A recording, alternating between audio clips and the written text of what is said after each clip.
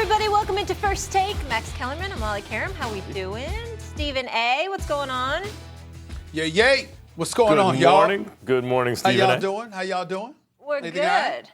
Everything's good. We got a game to talk about last night, not because it's close, but a lot of drama surrounding it. So the Browns got embarrassed on Monday Night Football by the Bay, 31-3. Baker Mayfield completed 8 of 22 passes for a career-low 100 yards, had a 13.4 passer rating, threw 2 interceptions, fumbled twice, sacked 4 times before being pulled out of the game in the fourth quarter. Stephen A., I am starting with you. Has Baker been overrated? Oh, hell yes. Without question. I mean, when you think about the hype, the hoopla, the commercials, endorsement deals, and everything, I can't turn my TV, Max. I cannot turn on my TV and I see Baker Mayfield. I'm talking about Monday through Saturday. I expect to see him on Sunday.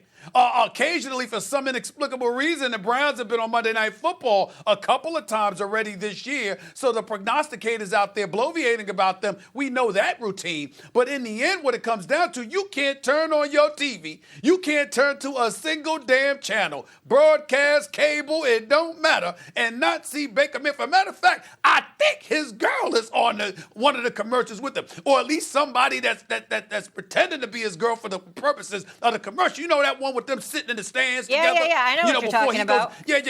Whatever that is, okay? I don't know whether that's his woman or not. I ain't knocking it. All I'm saying is that considering the level of expectations, I mean, you would think that this brother would show up. Here's the reality of the situation. Do I think Baker Mayfield's a scrub? Absolutely not. Do I think the brother can play and deserves respect? Of course, based on, his pathway to being the number 1 overall pick by the Cleveland Browns over a year ago. But here's the reality.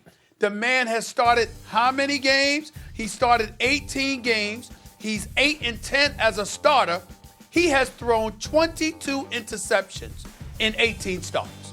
He's got a QBR right now of 29.8 to be exact. And oh, by the way, the only people that are worse than him, I think if I remember correctly, is Cam Newton and Luke Voigt. And Cam Newton is hurt. And Luke Voigt, I didn't even know who the hell he was until guys got injured. So the reality is that you can make a legitimate argument right now that with the exception of the game against the Baltimore Ravens, Baker Mayfield has looked like one of, if not the worst quarterback in all of football. When you consider the fact that Odell Beckham Jr. is on your squad, Jarvis Landry is on your squad, you look at Nick Chubb running the football the way that he did for the most part prior to last night. Freddie Kitchens, oh, by the way, I don't think he's caught the bad game. I've seen some innovation on his part, some creativity, trying to get Odell Beckham Jr. involved along with others. This is about Baker Mayfield. Do I think it's going to stay this way? No, because I don't believe that Baker Mayfield is a guy that's some scrub. But when we talk about the word overrated, understand what that means. We're looking at you. We're attaching expectations to your name. And we walked into this season expecting a hell of a lot more from you than we have gotten, period. Baker Mayfield has not been overrated. Everything you just talked about, Stephen A., is about coaching. Freddie Kitchens may be in over his head. That may be the case. But what you're talking about is really coaching. Baker Mayfield, coming out of college, where he was one of the best we've ever seen, was rated by all the advanced analytics, all that stuff, as the number 1 college quarterback, like the number 1 guy, and in fact, he was drafted there. So that's not overrating him. I mean, you could say whatever you want about Lincoln Riley, but he's producing top guys, and they're talented. He enters the pros. Was he good early? Well, you could see he had talent, but the numbers weren't great. Why? Because of coaching. In other words, when he had a great coach in college, he looked great. Why? We have that later. Stevens A-list. And then when he had a coach that wasn't good in Hugh Jackson, he didn't look good. Although even then you could see he had talent. He didn't have terrible numbers, and he was always throwing into tight windows. And then who became interim coach, Stephen A., last year for the Browns? Greg Williams. Can he coach? Yes, he can. Right. So he had a good coach again, and Freddie Kitchens, whatever, like, if he's not in charge of the whole team, we're just talking about putting him in an offensive position to win. He looked great. How good did he look? 2 guys in the NFL over the last 7 games had more touchdowns than Baker Mayfield. They were Patrick Mahomes and Ben Roethlisberger. That's it. No one else threw more touchdowns than Baker Mayfield. And he had the highest yards per attempt of any quarterback over that time, and they were 5-2.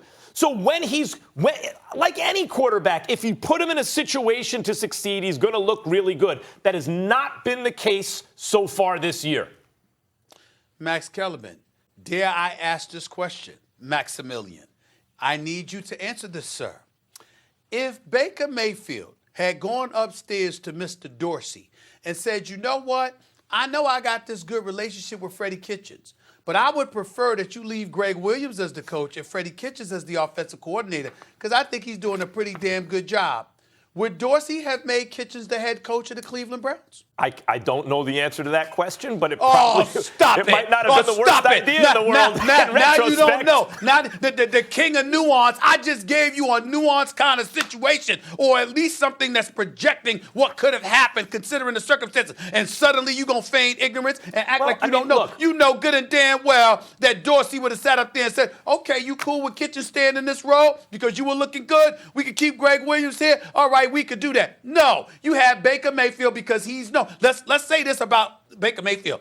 He is a loquacious individual. He is somebody that is not going to have a problem getting a job in television once his career is over, which might be sooner than later if he keeps looking this way. He's definitely going to have a job in television because he makes headlines with his mouth. And I don't mind. You love it. I love it so long as he backs it up. But the reality is he talks a lot, but he ain't backing it up. What Richard Sherman said, as is often the case, is right on the money.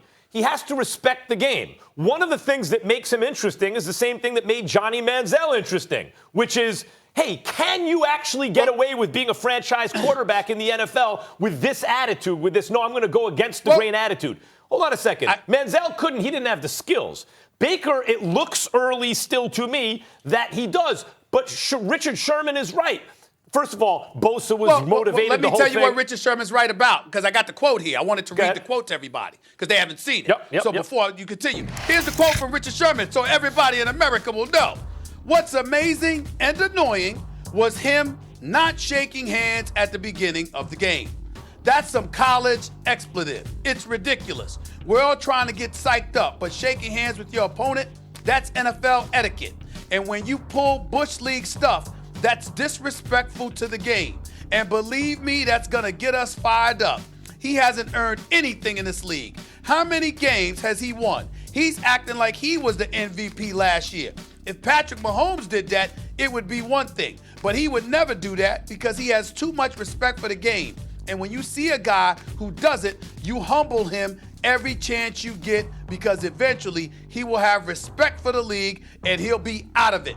Does that sound like a contemporary in the NFL, Max, that's talking about coaching? Or does that sound like somebody who's talking about a player who thinks he's more than what he has been? No, as I said, he's right. Either he will learn to respect the game, or you're right, too, he won't be in it long. It's not like things are set in stone. This is already written ahead of time. Baker Mayfield can write his own script. But the question as to whether he's been overrated as one of the best quarterbacks you'll ever see in college and highly successful as a rookie after 5 games in his second year with a rookie head coach who appears to be over his head, that's not right. Sherman is right.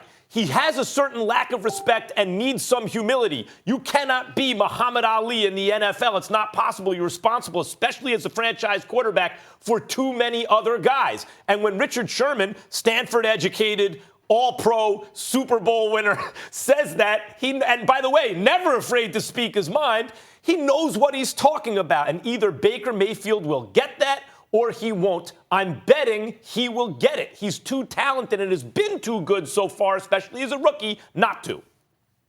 All right. I keep telling you, you keep talking that stuff about Baker Mayfield. You ain't holding him accountable. I'm not saying the brother's a scrub. I'm not saying he can't play. I'm saying because of what we projected, he has not lived up to it at all with the talent that they have on his roster, and that makes him look overrated at this moment in time, which adds credence to what our very own Rex Ryan said. He might have said it a bit harsher than I'm saying it right now. I can't believe I'm saying that, but it's true. But in the end, that doesn't mean that Rex Ryan was wrong. Right now, Rex Ryan is looking more right than Baker Mayfield. Period. Baker could use Zeitler not right Baker's night. And sure, I'm not mincing words there with that quote. So the Niners, one of only 2 unbeaten teams now, and The other one, Jimmy's former team, of course, that'd be the Patriots. So we'll ask you this. Should we start jumping on the Jimmy G bandwagon? Is he headed to Miami in February? We'll get into that.